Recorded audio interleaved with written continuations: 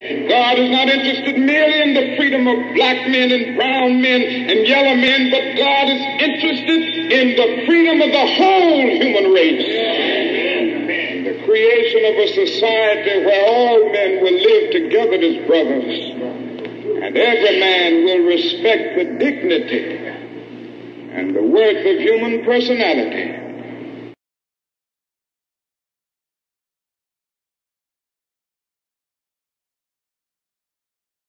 My name is Josue Santos Quiñones. I am a senior at Jesuit High School, and I am the president of the La Raza Club. It is the Latino association for pretty much at Jesuit and the community. Some of the experiences I've experienced at Jesuit when it comes to racism is, well, for me it has been very rough, especially during my freshman year. Vote for shirts, for the back of the shirt. We're going to have one of these three designs. And junior year, we're gonna have all I experienced a lot more because people, thought that they could just come up and say whatever they wanted. And one person came up to me and called me a wetback for the first time ever. And by this time I was more mature and I had understood what I had been facing, because I had experienced racism out of school by that time.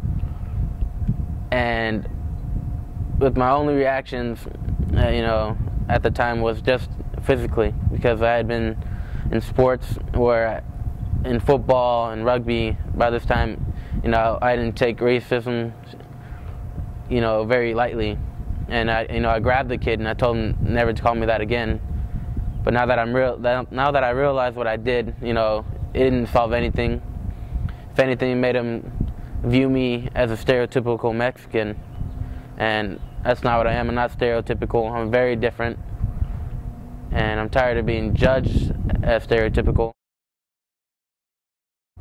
Some of the things I'd like to be seen done at Jesuit is that if some minority or any colored person gets in a fight at Jesuit because of the fact that they're harassed racistly, or racism, if he faces racism and gets in a fight because of it, I don't think you should expel either of the kids. If anything, they should teach them, that violence is wrong, for one, but the fact of racism being another wrong too, because most of the kids here, they can get away with certain things like that because of the fact that we won't try to stand up or cause any drama, meaning confronting the other person about it, that we'll just swallow our pride and move on with our day.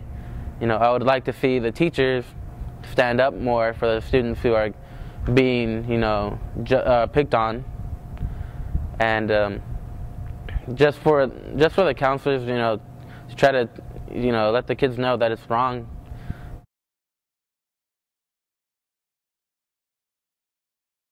Hi, my name is Chelsea O'Malley. I'm a senior at Intercom High School.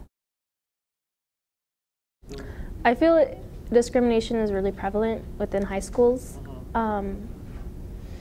especially in an area that has a lot of diversity. There are obviously going to be a lot of discrimination and racism and just all that sorts of stuff.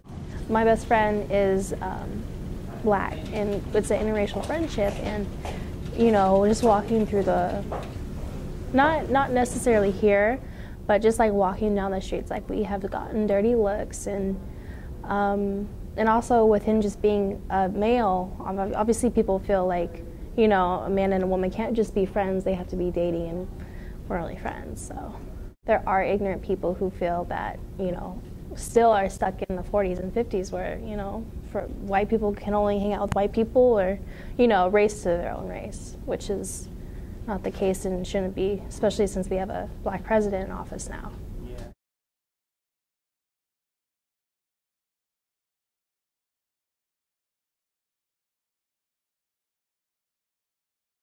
Hi, my name is Ethan Vadami. I attend Jesuit High School. I'm a student, and I have seen racism firsthand. I wasn't directly involved, but I was around when racist comments were said and racist jokes were made, and that makes anybody liable for being around that activity. Mainly I got in trouble because I was around people who said racist comments, and I was there when things happened, and that's mainly how I got in trouble. I wasn't directly saying any racist comments or anything, but just being there, that's how I got in trouble. Racism in high school, it's the main title, if you were to put it on high school, is a joke. It's meant to have fun. It's meant to joke around with people, your friends.